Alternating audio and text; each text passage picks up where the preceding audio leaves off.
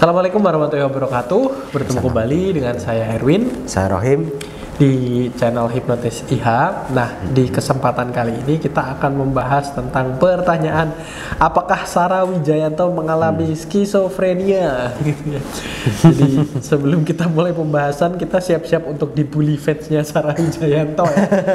Nanti ada yang bilang kita panjat sosial. Gak apa-apa. Ini kan ada acara YouTube channel lah, YouTube channel Sarah Wijayanto sering trending lah. Terus terang saya belum pernah benar-benar mengikuti tentang video-videonya Sarah Wijayanto dan yang lain-lain, karena kalau yang kaitannya dengan hal-hal semacam seperti itu saya agak sedikit kurang tertarik gitu ya. Jadi ada channel Sarah Wijayanto, ada Risa Sarasvati ya, jurnal Risa dan sebagainya, sering trending tuh, 5 besar biasanya. Kita malah nggak pernah trending gitu. Nanti dibilang pansos lagi, nggak apa-apa. Jadi karena dia kayaknya misalnya ke suatu tempat yang dibilang angker, terus kemudian di situ dia merasa seolah-olah melihat sosok penunggu dan sebagainya, gitu. semacam seperti itu gitu. Indigo gitu ya?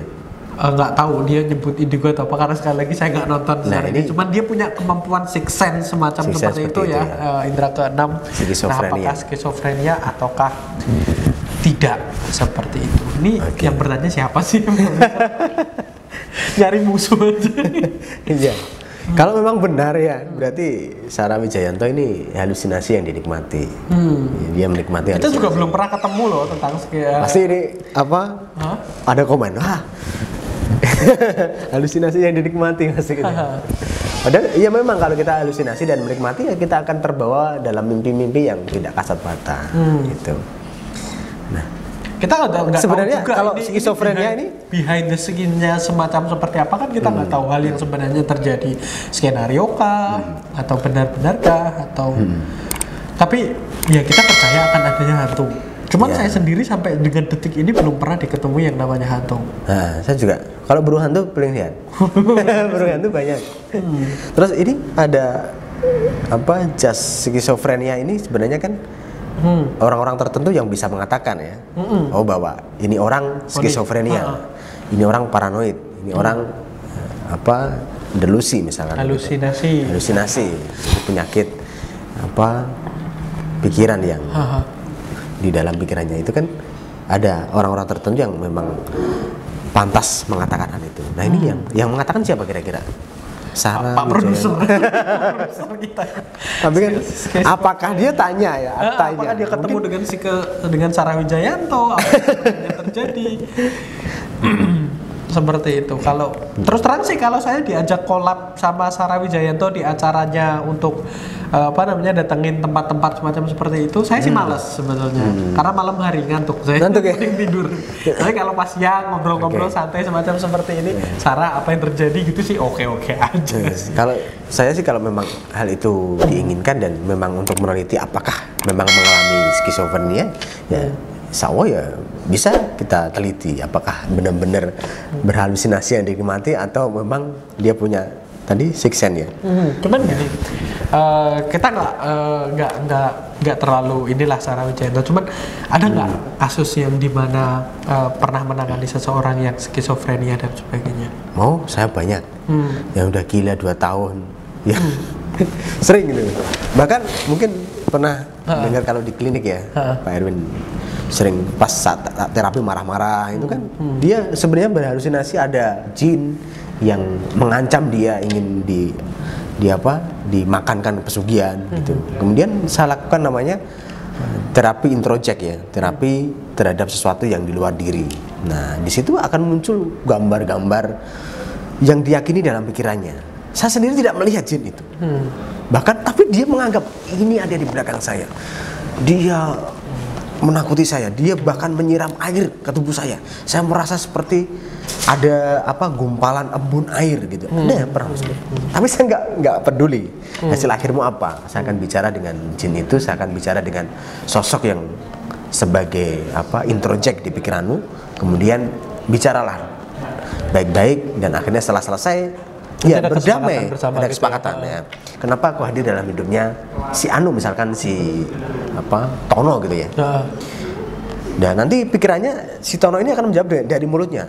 dia dikirim oleh si siapa misalkan, misalkan si Wijayanto misalkan, saya disuruh untuk membunuh kamu. Nah, itu pernah terjadi. Kemudian kenapa kau disuruh seperti itu? Karena perintahan bapak kamu dijadikan tumbal pesugihan. Itu kan sebenarnya yang terjadi di dalam pikirannya.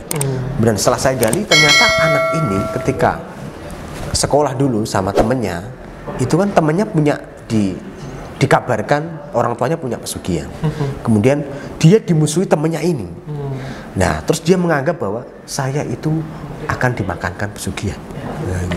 Nah, itu apakah memang benar-benar halusinasinya benar atau memang sebuah halusinasi biasa yang dinikmati gitu. Nah, ini yang disebut skizofrenia. Bahkan yang gila, yang sudah tidak bisa merasionalkan dirinya ya. Artinya dia tidak bisa merasionalkan ketika berbicara dengan tembok gitu. Nah, ini bisa disembuhkan dengan hipnoterapi. Kalau saya pernah praktek seperti itu. Nah, kalau Sarah Wijayanto ini mengalami skizofrenia dan mau coba terapi saya, silahkan. Kalau mengalami ya. Mungkin banyak yang nonton video saya tentang skizofrenia dan banyak sembuh. Bahkan nonton video saya sembuh loh ya. Ada nonton video aja sembuh ya. Kalau memang Sarah Wijayanto mengalami, oke, kita bantu. Tapi kalau saya sih ngerasa ya, misalnya yang terjadi di tayangan-tayangan Sarah Wijayanto, nggak adalah soal kaitannya dengan skizofrenia terhadap diri dia. Saya lebih cenderung kok kayaknya subscriber mereka sih yang skizofrenia itu. Mungkin karena tidak bisa membahasakan, mencerna apa yang dilakukan, apa yang terjadi pada Sarah Wijayanto ya. Tapi mereka terlena dengan tayangan-tayangan itu gitu, mereka seolah-olah menganggap itu sebagai sebuah hal yang benar-benar terjadi dan sebagainya. Dan di Indonesia semacam seperti itu dari dulu ada dunia lain ya, terus ada pemburu hantu, sekarang lari ke YouTube, ada jurnal Risa, ada kalau acaranya Sarah, saya lupa namanya apa sih, pokoknya di channelnya Sarah Wijayanto. Tapi sekali lagi kalau saya diajak collab Sarah Wijayanto, malam-malam saya nggak mau. Saya lebih interest kalau sama Demian aja, sama masnya, soalnya keren. Demian kan sulapnya lebih menarik daripada bahas-bahas soal hantu dan sebagainya seperti itu. Kalau di sisi hipnoterapi ya, kaitannya dengan skizofrenia, sama kayak Mas Rohim tadi, saya juga beberapa kali dapat kasus yang kurang lebih mirip-mirip semacam seperti itu gitu, dari hasil imajinasi lah, kita bilang imajinasi lah. Kalau halusinasi kok kayaknya ini banget gitu dari imajinasi dia. Halusinasi kayak gila gitu ya. Dia itu dikuntitin seorang anak kecil terus dibilang siapa anak kecil itu, katanya seorang anak yang dibuang oleh orang tuanya karena anak dari kehamilan yang tidak diinginkan dan segala macam. Ya standar lah kan, dia nonton film Susana kayak semacam seperti itu, terus terbawa mimpi ya. Terus apa yang mesti kamu lakukan dan segala macam biar dia bisa ini kan kayak gitu. Pinter-pinternya kita lah supaya bisa menjadikan hasil akhir yang terus kemudian hasil yang terbaik lah, katakanlah semacam seperti itu. Saya sampai diskusi sama dia itu ya, dia emang benar-benar merasa bahwasanya dia itu butuh teman, si anak kecil, imajinasinya dia itu dan gak mau ini. Tapi saya bilang gitu kan, dia punya keluarga, dia punya ayah, punya ibu ya, kamu anak kecil gitu kan jahat kalau kamu memisahkan keluarga mereka, ibunya yang mengandung ini dan segala macam. Kamu siapa? Kamu orang lain, kamu bukan keluarganya ini dan segala macam. Ya akhirnya ya minta waktu seminggu semacam seperti itu, seminggu ya hilang gitu kan. Pinter-pinternya kita gitu, mengarahkan pikiran kepada tujuan akhir yang diinginkan ya. Itu juga saya pernah kedatangan anak SD ya, ketika itu ditinggal cerai bapaknya, jadi anak ini diceraikan ya. Anak ini bukan cerai, jadi anak ini punya orang tuanya cerai, kemudian kecil ini ya, terus kemudian diajak pindah ibunya ke sebuah kampung ya di daerah jauh yang jauh dari bapaknya. Kemudian dia merasa dihantui oleh bapaknya itu. Setiap malam nggak bisa tidur, bahkan ada ancaman dari bapaknya, kalau kamu tetap bersama ibu, aku akan bunuh kamu. Akhirnya ketika dia sekolah, dia seperti didorong seseorang untuk jatuh dari lantai 3 kalau nggak salah. Dia datang ke saya hipnoterapi sama ibunya. Akhirnya saya iyakan, ini ya halusinasi ini yang terjadi di pikirannya akan saya netralkan dengan cara berkomunikasi. akhirnya ya setelah terapi membaik. Jadi pada saat itu dia sekolah itu sering merepotkan gurunya karena gurunya harus mengontrol karena anak-anak ini tiba-tiba keluar kepingin terjun dari lantai 3. Ini karena halusinasi yang tidak kuat dibendung oleh pikirannya untuk mati gitu. Nah ini apakah ini skizofrenia? Nah, yang bisa mengatakan skizofrenia ya orang-orang yang berhak mengatakan. Saya tidak berhak mengatakan hal ini. Tapi saya mengatakan bahwa semacam ini bisa disembuhkan. Jadi kalau mengalami ya Sarah Wijayanto misalkan ingin berkomunikasi, mungkin ya sudah bisa ya berkomunikasi dengan halusinasinya. Tapi kalau belum bisa, kami ajari juga siap. Kayaknya sih dia nggak bisa lah. dia kan yang penting AdSense. Kalau AdSense-nya kecil nanti dia nggak skizofrenia lagi. Siapa sih yang nyari musuh ini? Ya serapopo ya. Gitu sekali lagi kita berdiskusi, kita berbagi pengalaman ya, setiap orang punya pengalaman beda-beda. Demian kalau mau collab daripada istri Anda, karena saya untuk tema-tema semacam seperti itu agak kurang interest. Kalau memang ada yang nonton video ini mengalami skizofrenia ya, kita siap bantu. Insya Allah membaik dan Anda bisa mengontrol halusinasi Anda, termasuk paranoid, delusi, ya gangguan-gangguan pikiran dari bisikan, bayangan, rasa, sentuhan, kemudian penciuman yang kadang Anda tiba-tiba mencium setan ya. Setan biasanya ditandai dengan bau ketela. Anda sering jumpa hal itu. Itu setan atau keripik? Nggak tahu. Ini kan cerita mereka ya. Saya di kamar itu sering mencium bau ketela. Katanya orang-orang itu ada jin di situ. Kadang ada banyak kemenyan, ada setan di situ. Nah, ini kan padahal ibunya masak gedok. Nah, ini orang-orang yang memang sudah peka terhadap hal itu dan percaya hal itu bahwa itu setan itu ya kasihan hidupnya. Dihantui.